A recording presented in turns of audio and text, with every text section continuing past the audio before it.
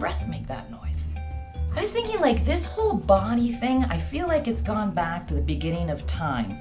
I'm guessing like Eve was on an apple cleanse or something. She read it in prehistoric Cosmo. And she's like, look, I'm always naked, so I gotta look good.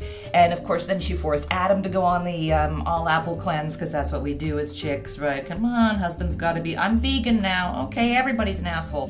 She gave Adam an apple and, whatever, a snake took down all of mankind or humanity. I don't know how the story goes. Or like the Virgin Mary was constantly looking for validation from someone else. She's like, Joseph, do these long drapey robes and sashes make my ass look big? And Joseph seemed like a good guy, and he was all like, no, of course not. I mean, obviously God would still hit that.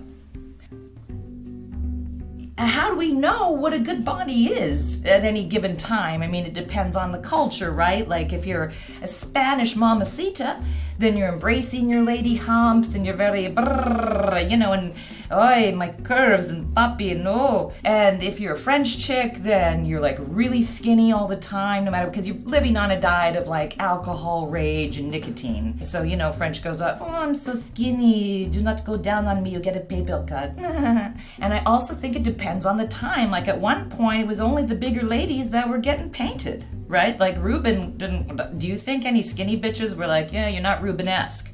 That's now a word. So he was only painting the more fuller, voluptuous ladies. And if you look at Marilyn Monroe, holy crap, she would be like, they would just think she was super chubby now. Like most beautiful woman, arguably, in the history of the world. Gorgeous, but she was voluptuous and she had curves, right? And so everybody's like, yeah, I want to be like Marilyn, right? Chicks in the 50s, and then boom, Twiggy hits the scene and they're like, fuck, who's the toothpick? Because then you had to be androgynous and cut off all your hair, and I don't know if that's a 14-year-old boy or a 30-year-old woman, but that's the look you had to go for because it's Twig. Everybody's skinny now because it's the 60s. And then it got into maybe more of a workout mode, and everybody's like, you gotta be fit. Like it depends what time of the 80s you hit, because there was like chubbier Madonna, because the 80s like, we don't care, and it was kind of cool to have a few extra pounds, and then everybody got super fit because Jane Fonda and her leg warmers came by, and she's like, I'm 50, bitches, and then everybody got like super athletic looking, and then the 90s came, and once again, it was like Wave City, because Kate Moss basically looks like Hangman.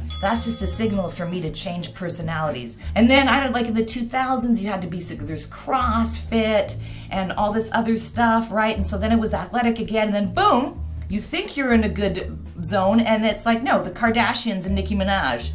And like, I don't have an ass. Now I need to find an ass. If you hit the media, if you're a star at all, they're like, look who chubbed out and they've gained like 5 pounds, or look who has an eating disorder. So there must be like a 3-pound window where you're okay.